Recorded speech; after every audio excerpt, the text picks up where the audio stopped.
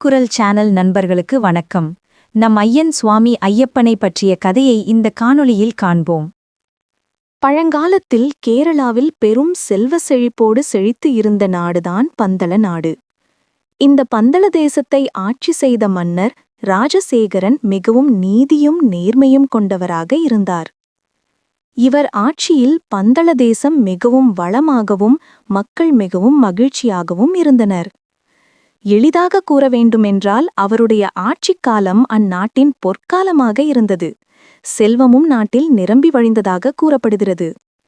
இந்த நிலையில் கொடிய அரக்கனான மகிஷாசுரனை தாய் துர்காதேவி வதம் செய்ததன் காரணத்தால் மகிஷாசுரனின் தங்கை மகிஷி கடும் சினம் கொண்டு தேவலோகம் பூலோகம் என அனைவரையும் துன்புறுத்தி பழிவாங்க துணிந்தாள்.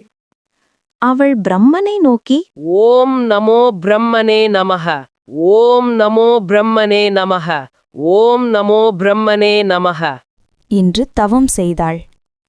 இதைக் கண்டு மனம் இறங்கிய பிரம்மா, உனக்கு என்ன வரம் வேண்டும்?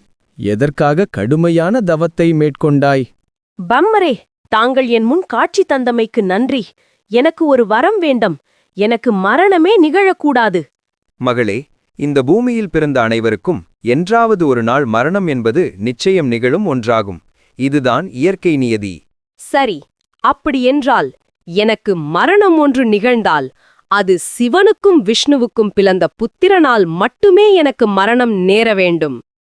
சரி, நீ கேட்கும் வரத்தை நான் உனக்கு தருகிறேன் என்று பிரம்மரும் மகிஷிக்கு அந்த வரத்தை அளித்தார்.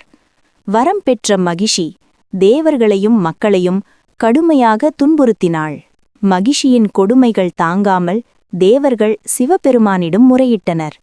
மகிஷியை அழிக்க சிவபெருமான் ஒரு திட்டத்தை வகுத்தார். பார்க்கடலை கடைந்தபோது அசுரர்களை மயக்கி அழிக்க விஷ்ணு எடுத்த மோகினி அவதாரத்தை சிவபெருமான் மீண்டும் தரிசிக்க விரும்பினார். மோகினி வடிவில் இருந்த விஷ்ணுவும் சிவபெருமானும் ஒன்று சேர அவர்களது ஆற்றலாக தர்மசாஸ்தா என்னும் ஐயப்பன் அவதரித்தார். இவரே ஹரிஹர புத்திரன் என்று அழைக்கப்பட்டார். ஹரி என்றால் விஷ்ணு என்றும் ஹரன் சிவன் என்றும் பொருள்படும். ஒரு நாள் பந்தள நாட்டு மன்னர் ராஜசேகரன் வேட்டையாட காட்டிற்குச் சென்றார். அனைத்து செல்வங்களும் இருந்த போதிலும் குழந்தை செல்வம் இல்லாமல் மன்னர் மிகவும் மனவேதனையில் இருந்து வந்தார். செல்லும் வழியில் பம்பை நதி கரையின் ஓரமாக குழந்தையின் சத்தம் கேட்டது. உடனடியாக அங்கு சென்று மன்னர் பார்த்தார். அங்கே ஒரு பெட்டியில் ஒரு குழந்தை இருந்ததைக் கண்டார். ஒரு அழகிய பச்சிளம் பாலகனாக இருந்தார் சுவாமி ஐயப்பன். அவர் கழுத்தில் கனகமணி என்னும் ஒளிவீசும் மணியைக் கொண்டிருந்தார். மன்னர் உடனே மந்திரியிடம், மந்திரியாரே, கொடிய விலங்குகள் உலவும் இந்த காட்டில் இந்த பச்சிலம் குழந்தையை யார் இங்கே விட்டு சென்றிருப்பார்கள்? நீங்கள் உடனடியாக சென்று இங்கு ஏதாவது மனித நடமாட்டம் இருக்கிறதா என்று பாருங்கள். காட்டில் தேடிய பிறகு திரும்பிய மந்திரியாரோ இங்கே சுற்றி எந்த மனித நடமாட்டமும் இல்லை என்று கூறினார். மகிழ்ச்சியில் பூரித்து போன மன்னரோ, மந்திரியாரே, அந்த கடவுள்தான் எனக்கு இந்த குழந்தையை கொடுத்திருக்கிறார். நான் இந்த குழந்தையை நம் அரண்மனைக்கு கொண்டு சென்று என்னுடைய வாரிசாக வளர்க்கப் போகிறேன். அந்த குழந்தையை சிவனே தனக்கு அளித்ததாக எண்ணி ஆனந்தத்துடன் அந்த குழந்தையை அரண்மனைக்கு எடுத்து வந்த மன்னர் குழந்தையின் கழுத்திலிருந்த மணிமாலையைக் கண்டு மன்னர் அவருக்கு மணிகண்டன் என்று பெயரிட்டார். மணிகண்டனை ராஜாவும் ராணியும் மிகவும் மகிழ்ச்சியாக வளர்த்தனர். மணிகண்டனின் வருகைக்கு பிறகு ராணி கருவுற்று ஓர் ஆண் குழந்தையை பெற்றெடுத்தாள். அந்த குழந்தைக்கு ராஜராஜன் என்று பெயர் சூட்டினார். மணிகண்டன் கல்வி, சிலம்பம், வில்வித்தை, சாஸ்திரம் என அனைத்து கலைகளிலும் சிறந்து விளங்கினார். அவரது ஆற்றலைக் கண்டு குருவே மெய்சிலிர்த்து போனார். ஏனென்றால் மணிகண்டன் தன் குருவையே மிஞ்சும் அளவிற்கு அனைத்து கலைகளிலும் தலை சிறந்து விளங்கினார். மணிகண்டனுக்கு பட்டாபிஷேகம் செய்ய மன்னர் ராஜசேகரன் முடிவெடுத்தார். ஆனால் அரண்மனையின் மந்திரி மணிகண்டன் அரசரானால் தனக்கு உள்ள செல்வாக்கு போய்விடும் என்று மேலும் தன்னால் ராஜாவாக முடியாது என எண்ணி அவரை ஒழிக்க திட்டமிட்டான். அவன் ராணியிடம் சென்று, ராணியே, மணிகண்டனுக்கு பட்டாபிஷேகம் நடந்தால் தங்களது மகன் ராஜராஜனுக்கு அரண்மனையில் மதிப்பு இருக்காது. தங்களது மகன்தான் இந்த அரண்மனைக்கு ராஜாவாக வேண்டும். எப்படியாவது மணிகண்டன் அரசனாவதை நாம் தடுத்தாக வேண்டும் என கூறி ராணியை தன் சூழ்ச்சியில் சேர்த்து கொண்டு, ராணிக்கு தலைவலி வந்ததாகவும் அதை சரிசெய்ய புலிப்பால் கொண்டு வந்தால்தான் முடியும் என்றும் ராஜாவிடம் கூற வேண்டும் என அரண்மனை வைத்தியர்களை மிரட்டினார். ராணியும் தலைவலி வந்தது போல் நடிக்க, வைத்தியர்களும் ராஜா மற்றும் மணிகண்டனிடம் சென்று, அரசே, நம் ராணி குணமாக வேண்டுமென்றால் அதற்கு ஒரு அரிய வகை மருந்து தயாரிக்க வேண்டும். ஆனால் அது அவ்வளவு எளிது அல்ல. அதை தயாரிக்க புலிப்பால் வேண்டும் என்று கூறினார். ஆனால் சுவாமி மணிகண்டனுக்கோ இது ஒரு சூழ்ச்சி என்று தெரிந்தது.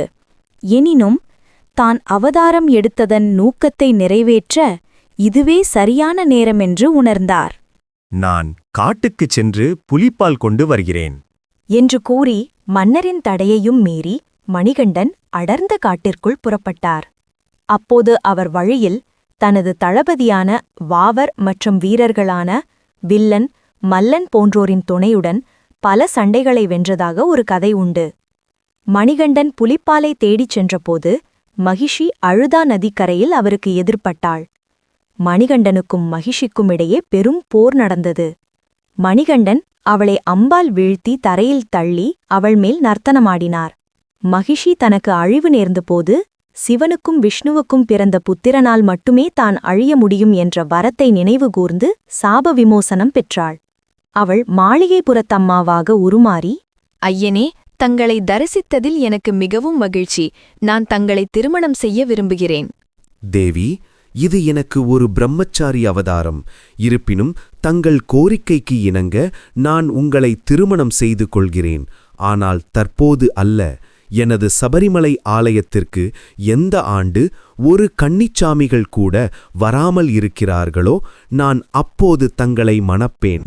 அதுவரை நீங்கள் எனது ஆலயத்திலே மாளிகைப்புறத்து அம்மனாக எனது இடப்புறத்தில் இருந்து எனது பக்தர்களுக்கு தாங்கள் அருள் பாலிக்க வேண்டும் என்று கூறினார் ஐயன் ஐயப்பன். மகிஷி வதம் முடிந்ததும் தேவலோகத்தில் இருந்த தேவர்கள் அனைவரும் மகிழ்ச்சியடைந்தனர். அவர்கள் அனைவரும் புலி உருவம் எடுத்து மணிகண்டனின் பணிக்கு உதவத் தயாரானார்கள். இந்திரனே ஒரு புலியாக உருவெடுக்க, மற்ற தேவர்கள் புலியாக புடைசூழ, புலிப்பாலை கையில் ஏந்தி மணிகண்டன் புலியின் மீது அமர்ந்து பந்தல நாட்டு அரண்மனைக்கு திரும்பி வந்தார். புலிகள் கூட்டத்துடன் இளவரசர் திரும்பி வருவதைக் கண்ட ராரியும் சூழ்ச்சி செய்த மந்திரியும் பதறிப்போயினர். மணிகண்டனின் தெய்வீக சக்தியை உணர்ந்து தங்கள் தவறுக்காக மன்னிப்பு கேட்டனர். மணிகண்டன் அவர்களை மன்னித்தார். அப்பொழுது மன்னர் ராஜசேகரன் மணிகண்டனின் பட்டாபிஷேகம் செய்ய விரும்புவதாக கூறினார். அதற்கு மணிகண்டன், நான் எதற்காக பூலோகத்தில் அவதாரம் எடுத்தேனோ அந்த பணி முடிந்துவிட்டது. இனி நான் தேவலோகம் செல்கிறேன் என்று கூறினார் மணிகண்டன். மன்னர் ராஜசேகரரோ, சுவாமி, நீங்கள் எங்களுடன் இருந்ததன் அடையாளமாக உங்களுக்கு ஒரு கோயில் கட்ட நினைக்கிறோம். அதை எங்கு கட்ட வேண்டுமென்று சொல்லுங்கள் என்று வேண்டினார். மணிகண்டன் ஒரு அம்பை எடுத்து, இந்த அம்பு எங்கு போய் விழுகிறதோ அங்கே எனக்கு கோயில் எழுப்புங்கள் என்று கூறி அம்பை எய்தார். அந்த அம்பு சபரிமலை என்ற இடத்தில் போய் விழுந்தது. அங்கு 18 படிகள் அமைத்து தன் இடப்பக்கத்தில் மாளிகைப்புறத்தம்மனுக்கும் சன்னதி கட்டும்படி அருள் பாலித்தார். பந்தல மன்னன் ராஜசேகரன் பரசுராமரின் உதவியுடன் சபரிமலையில் கோயிலை கட்டி முடித்தார்.